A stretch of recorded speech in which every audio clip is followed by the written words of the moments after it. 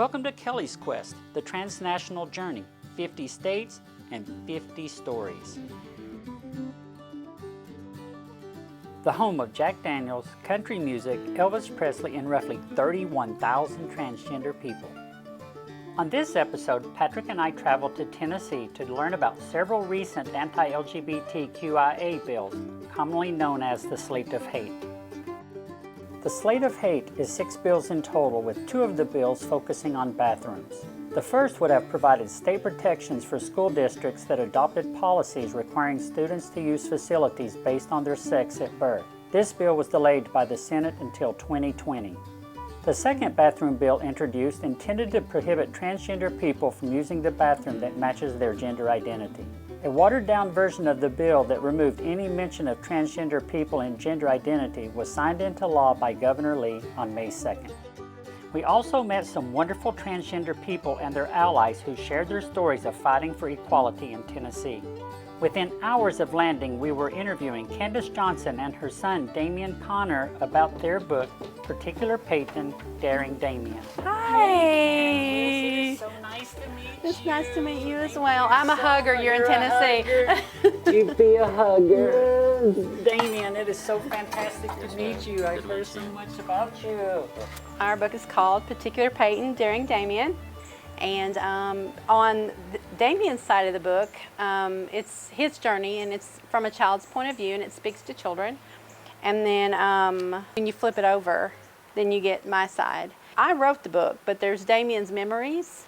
I put his name on it because I wanted him to have full control, but they're his memories and our experience as a parent and trans child. I've been writing it off and on for 4 years since he started his transition. I didn't seem to find any literature that I was aware of that spoke to that journey as a parent of, gosh, where did my daughter go? I had all these dreams. I'll never get to walk her down the aisle. I won't get to watch what I dreamed up in my head as a parent.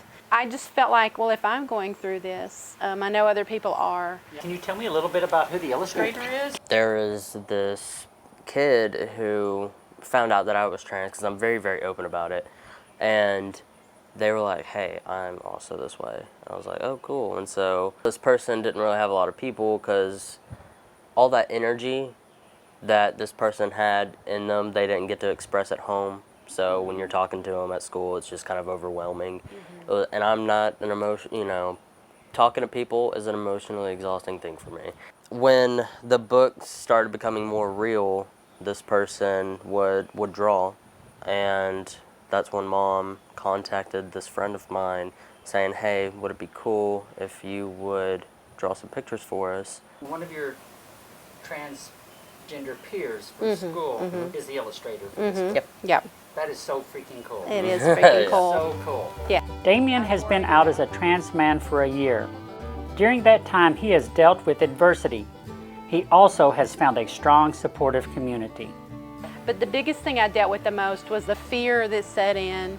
Damien came out as lesbian first, and that fear set in right away just because of the assaults and the depression rates and the homelessness, let alone once we discovered later on that his gender identity was different than his sexual identity. I was so fearful in the fact of his personal safety, and would he be able to have a wonderful, full life. I also wasn't the kind of mother that would push so much, in most of the time. I have my pushy moments, obviously. Shh, quiet. But if he didn't like something, I would listen to that. And so I tried to do what was best for him and listen within reason to his fears or his anger or things he didn't like. I think the mourning comes up still, even as long as it's been in 4 years. It still comes up with so much is rolled into it, because then there's fear, and there's still hoping he'll be able to live his authentic life and have a family if that's what he wants. And so we're in the best time available ever. Absolutely. And I'm grateful for that, but it still hits the soft spot sometimes. I was so impressed by Damien's story. I wanted to get a sense of what helped him handle the stress of transitioning during high school. Ever since freshman year, I did JROTC. Junior Reserved Officer Training Corps. Loved it. I did basketball, cross country and JRTC, and we had something called a Raider team, and it was one of the most physical teams that they offered. So you would do obstacle courses, you know, we would rappel off towers and things like that, and I loved it so much. Just as a quick reminder, you do have 4 minutes for your opening statement, so if you limit to those comments. Candace is a true mama bear. During the recent debates over the slate of hate in the legislature, she bravely stood up for her transgender son and all of Tennessee's LGBTQIA people. Thank you for allowing me to speak with you here today. I'm a mother of a female-to-male transgender child. It's always scary, especially as a mom. I wrote a speech and had it timed down to what I wanted to say, and I started with the basics of, look, I'm a native of Tennessee. My family goes back to the 1700s with their roots here, and I was raised staunch Church of Christ. And so I was one of you at one point. And the difference is education, educating yourself. There's science here. In fact, I listed some of those things that I had discovered, and I told them that I have a background in surgical technology. I worked at Vanderbilt for 8 years, and I am the kind of person that will research it. Well, why is this happening? Well, there has to be a cause. And started digging. And I mentioned some of those things in my talk. Let's be real. Let's be reasonable. And I brought up scripture. I just tried to present them instead of coming at them angrily or whatever, being reasonable and using the same ammo that they try to use to back up their hate. Right. What was relating with them. Yeah, absolutely, because that's actually where you can find some common ground to make a difference, I feel at least. It's to, okay, where are you coming from? This is where I'm coming from. Can we meet in the middle? And they did ask me, did they feel that there was something that we could find in common ground? And I was like, I'm not sure we'll ever be able to get to the table because you guys are so far overreaching, and we're just asking, they're asking to allow to be live their lives, and you're not wanting that. That's the difference. So we have to draw this line, and it's not okay. She was standing her ground, like, it was amazing to watch because... For you to say that, thank you. Well, yeah, because you got so many compliments from people who were watching, because the things that you were saying, for one, made sense for them, or at least it should have.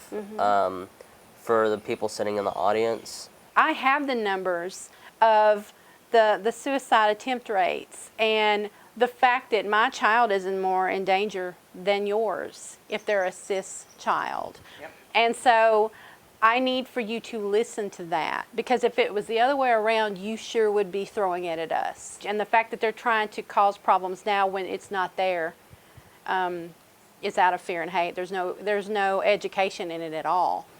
I have this little brother. He is my father's and stepmother's child, and he knew me as Peyton. All he knows as of right now is that he has a sister named Peyton. He doesn't know me. It's difficult at times. There's this instance at a basketball game that I went down there just to see some of my high school girls play. And I saw Hayden running with his buddy like right in front of me, and that was like the first time I saw him in so long. And I said, "Hey, Hayden," and then he was like, "How do you know my name?" is the exact words that he said to me. And I was so shocked that I didn't even think that he wouldn't know who I was, and that before I could say anything, he left with his little buddy. My stepmother and father are not telling them about Damien. They're telling them about his sister that doesn't exist anymore. So as of right now, a challenge that I'm dealing with is how to figure out a way around it and letting him know, hey buddy, I still exist, I'm just a little different. I made an email account for him. Every time I thought about him, I typed it on my email and then sent it to him, so that maybe when he's older, I would give him the email and the password, and when he was ready, let him read everything. See, that's a hard thing. I mean, I'm sorry that you're having to go through that. I have nieces and nephews that have been born since I have been disowned by my family. I mean, I wonder, are there transgender kids growing up in my family right now that think that they're the only transgender kid in the world? Right, because they don't know about you. Because they don't know about me. My goal is I'm hoping to become so famous that everybody in my family has no choice but to know who Yeah, I am. absolutely. And so I that way, agree. as soon as they turn the TV on, it's It's like, like, who's you're right that there. Kelly Jenkins? Wait, My goal has always been that Damien always had room for as many people that could be on his team or any of my children. So I hope that one day he will reconcile. Who knows? so thank you all so much for sharing this wonderful story with me. I know this was last second, and we just called you right off of the airplane, and you said, sure, we'll give it a go. Yeah. And I really do appreciate it. Thank you so, Thank you so for much. coming Thank over you. and talking to us. I love meeting you. Let's see some food. Absolutely. Showing true Southern hospitality, Candace fixed us a delicious home-cooked meal before we left. The sweet tea was pretty darn good also. Next, we sat down with Chris Sanders and Jamie Combs. Chris, it is Hi, so good nice to meet you you. in person, Kelly. Thank you so much for agreeing to Chris, the executive director of the Tennessee Equality Project, is on the front lines battling the slate of hate. Jamie, a longtime friend of mine, is on the Nashville Pride Committee. It's so good to see you. I missed you so much. And who is this? I know recently there has been a huge pushback to the progress that our community is making, and I know you two are involved right now in stopping that pushback. But Chris, can you just kind of explain to us what the Tennessee Equality Project is and what are some of the recent things you have been doing? Sure. We are a statewide LGBTQ rights and public policy organization. A lot of what we do is lobby the legislature and local governments around the state on LGBTQ issues. We focus on public policy. What we've been up to lately is fighting a lot of the kind of pushback you've been talking about.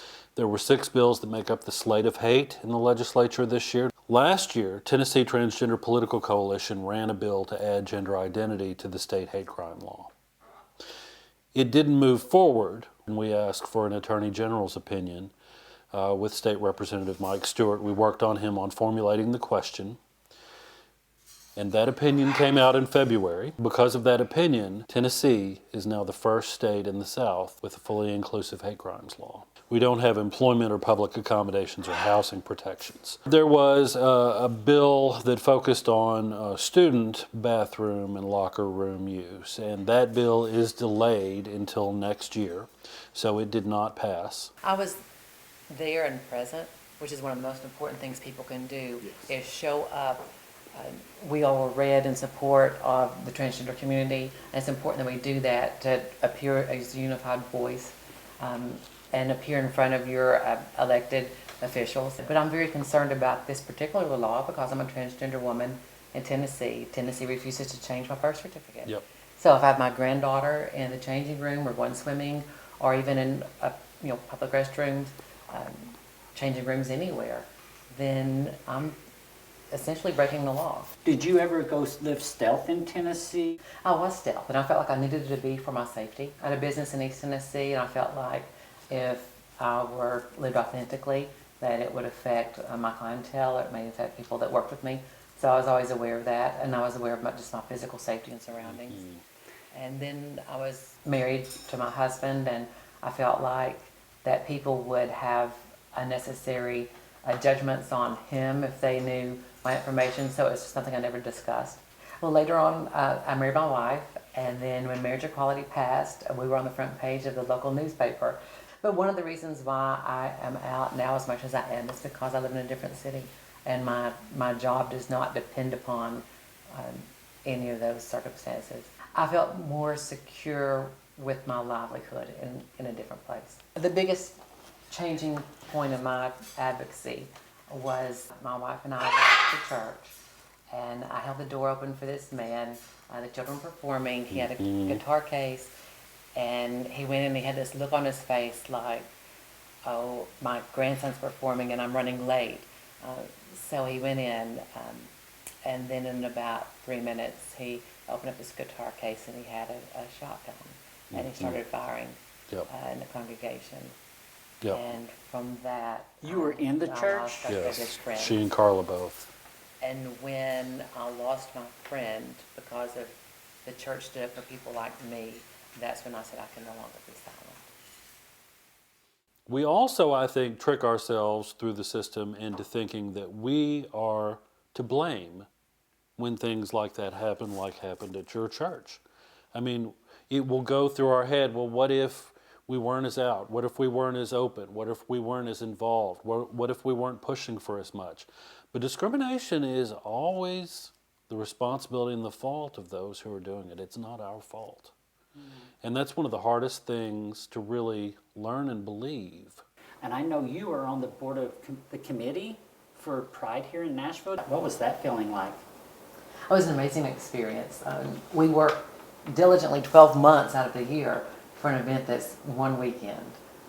But this was the first year we had a parade. We've always done an equality march in the past. This year was a parade. And we closed off Broadway and went down Main Street, Broadway in Nashville, Tennessee. People were lined in every window on all floors of that building to congratulate and cheer on the LGBT community as our parade went by. Tears, many people were crying along the side. All the board members had tears in their eyes because we never thought we could fully experience a moment like this in the middle of the heart of America, Nashville, Tennessee, country music capital of the world. So that was very amazing.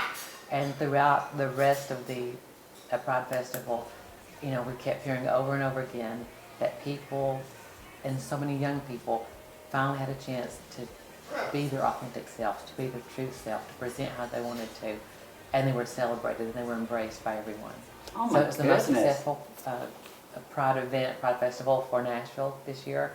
And also in Knoxville, Tennessee and East Tennessee, they had their most successful Pride event ever. And we're seeing a lot more families, a lot more supportive families at these events now. And saying my child may be gay, straight, transgender, or in the community. And we're seeing a lot more allies. And we want everyone to be safe. We want them to have entertainment. We want them to be taken care of. And it's a labor of love for all of us on the board. And we have a very diverse board. I'm very proud to be part of Nashville Pride. The Metro Nashville Police Department has an LGBT liaison, and Okay. that's fairly new. Yes. There are stickers that businesses can get so that they can be identified as safe places like that. So in some cities, law enforcement is working with our community. But, there are segments of our community that remain very suspicious of law enforcement because of a history of past actions and policing of our bodies and lives. Right. There aren't great fixes for them because we're still trying to make progress in our public policy here. We're not where Massachusetts is, so we don't have the same kinds of remedies that you all have there. I mean, I interviewed Candace Johnson and her son Damien recently, and they've written a wonderful book. And Damien is a 19-year-old trans man who transitioned in high school. Right. Could you imagine doing that when we were growing up, Jamie, you and I, transitioning in high school and living our authentic self and our family being supportive? I could have gone transition in my hometown at the time. And one of my friends just recently said, had you done this, you would have been a casualty. You would have been a casualty of a hate crime. And I can go back now and visit freely and openly. So that's been quite a change. My high school now has a GSA, which they never had before. There is progress made, but I'm also very aware of it doesn't come easy. So thank you all so much for this, and thank you all so much for sitting down with me. It was wonderful learning about the work being done by the Tennessee Equality Project and visiting with my longtime friend Jamie. That's it. For our final interview, we wanted to get the perspective of a religious leader. Reverend Brandon Baxter is the pastor of spiritual formation at West End United Methodist Church, a welcoming congregation. This welcoming Christian community is a world away from my religious upbringing. The congregation, if I came here or if I went to a church as an open transgender woman and was not ashamed of it and were like, yes, I'm a transgender woman, I'm going to be in your church, would that cause penalties to be enforced if that reverend were to say, yes, come to our church and you can still be your open, authentic self? Typically speaking, persons that identify as LGBTQ should be able to walk into any United Methodist Church Okay, good. and be welcomed as members. Now, there will be some churches that their theology, and this is one of the big discussions and debates right now, I often hear people that don't quite agree with my personal stance on these things, which would be for full inclusion in the church across the board, Okay. would be that one of the counter arguments from maybe some of my colleagues would be, well, we love LGBTQ people too. We just want them to discover God and to change. and I don't like that expectation of that we know how people should change. I don't know what kind of change an individual needs in their lives. I need to hear their experience. I need to hear their story, and I need to respect what they're saying about the types of changes that God is calling them to. And that's very different from some of my other colleagues, possibly in the United Methodist Church.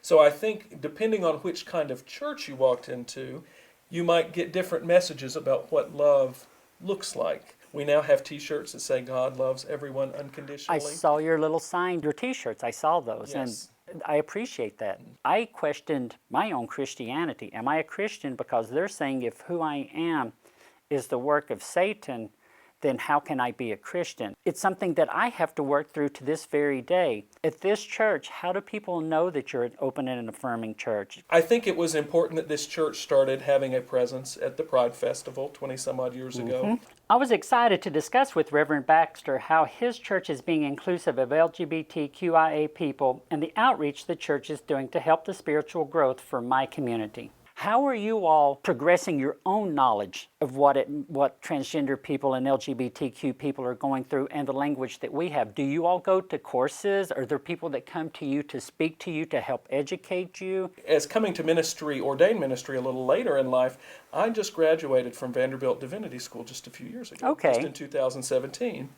And Vanderbilt has taken a turn, at least in the Divinity School, in its own right of saying, we're going to try to be who we say we are, in terms of being a place that welcomes in voices that have been marginalized in the past. Another thing we're doing here right now is we're thinking about how do we bring in and listen to and get out and listen to voices of persons that identify as queer in some way. Right. One of the real deficits, if you are in a denomination that can't have clergy that are LGBTQ, is that those voices are not at the table in any discussion when you have ministers around. In the fall, a trans activist Old Testament scholar to come and teach our church some. That's an interesting title. That's right. I like to it. teach our church some about some of the things that he has been working on around issues related to trans persons and their faith, and also allyship across the board for LGBTQ persons. Because we have a lot of people here that are like, we want to be on board and we want to be doing something, and at the same time they say, we don't actually know what to do always. And so we are trying to find ways both for ourselves to be more educated and also to allow our congregants to be more educated. One of the things I was always considering, if I were to come to a Methodist church and was openly transgender and went in and said, okay, who can I marry? And I came with a man and I came with a woman, and I said, I'm a transgender woman, but my sex assigned at birth was male. Are you saying that I can only marry this woman, which will appear as a lesbian marriage? Or are you saying that I can only marry this man, which will appear as a heterosexual marriage, but according to the doctrine, might be two men being married? And I've always wondered what answer I would get to that question, and it's certainly hypothetical. Our church's language is trapped in 1972 in terms of the Right. discipline. So when you're dealing with a discipline that speaks about marriage in terms of homosexuality, it doesn't even address trans issues at all. The oppression continues to be around anything that deviates from heteronormativity. Right. And so it would probably be difficult for a trans person in any United Methodist church, or most United Methodist churches, except the few that have taken the bold stand to say, we're just going to marry people anyway. Now, there are a lot more of those, again, in certain parts of the country, but there are very few of those in our part of the country. Now, I know recently there was this slate of hate legislation that was trying to be pushed through. Do you know if there were any Methodist churches that signed on to that list with several ministers in this state to say, you know, this is wrong, you all cannot do this? I can't recall if whole churches signed on or if it was just ministers doing it in their name. There is some backlash when you sign something at times. Sometimes that's the lowest threshold thing you can do, though, where people will just kind of ignore it. If it goes any further than that, then, Right. it tends to be more when people start to really show up. If you really start to show up, or you start pushing back in terms of your physical presence, again, I think that makes a big difference, and I do think you get more pushback then. And sometimes it's not even about disagreeing with the pastor, it's about disagreeing about different ways that the church should be engaged with the world. And so what does it mean for the church to be involved in something that the world sees as political? Certainly, individual ministers and also churches will get backlash sometimes depending on how forcefully they stand up for something or against something. But I think that's the way it always is. And I kind of feel like it should be that way. You're doing something if you're getting pushback. You do a lot of ministerial services, I'm assuming, to people that come in here that are needing spiritual guidance and spiritual help. Have you seen an uptick in that recently? I do see a heightened level of concern right now amongst many persons in the LGBTQ community. We have had, especially after what happened in the Methodist Church in February, we have lost some members of our church to other worshiping communities because they were members that were part of the LGBTQ community and said, we just can't be part of a denomination that's going to stay here where it is, and try to even start to punish people that are trying to move us forward. And I have to respect that not everybody can wait around for us to get our act together. Those that do want to stick around are starting to resist more and starting to say, this is not the church we want. Just like you said, kind of a pushback sometimes means you actually might be moving forward in the long run. Yep. And it doesn't mean that it's not still extremely difficult to be part of the LGBTQ community, but there is more solidarity, there's more community amongst one another, there's more willingness to be open and say, this is who we are, and we're going to be here as we are, and I find a lot of hope in that. We have to go have our voice heard, or we're going to be erased. And we're tired of being under the shadows. We're tired of being condemned for who we are. We're loving people, we're caring people, we're humans just like you. We have jobs, we have ambitions, we have hopes. And to have this base of spirituality that they can come to feel safe in your church is a beacon of hope, like you were saying, that they need. Well, Reverend Baxter, thank you so much for taking the time to sit down with me. What I got out of this talk with you is that there's a lot of good people in the world, and Christians aren't, just like transgender people aren't just one stereotype, Christians aren't just one stereotype, and it sounds like that you're trying to spread the love of God and the love of Jesus to the world. Thank you so much for doing this. Well, thank you. I appreciate hearing that, and I hope that is what we're doing as best as we can. You'll know. Our community will let you know if you're doing it. I bet you will. Thank you so much. Thank you so much. Being back in Tennessee was a moving experience for me. I am proud of all of the people there who are fighting for equality and redefining what it means to be transgender in the South.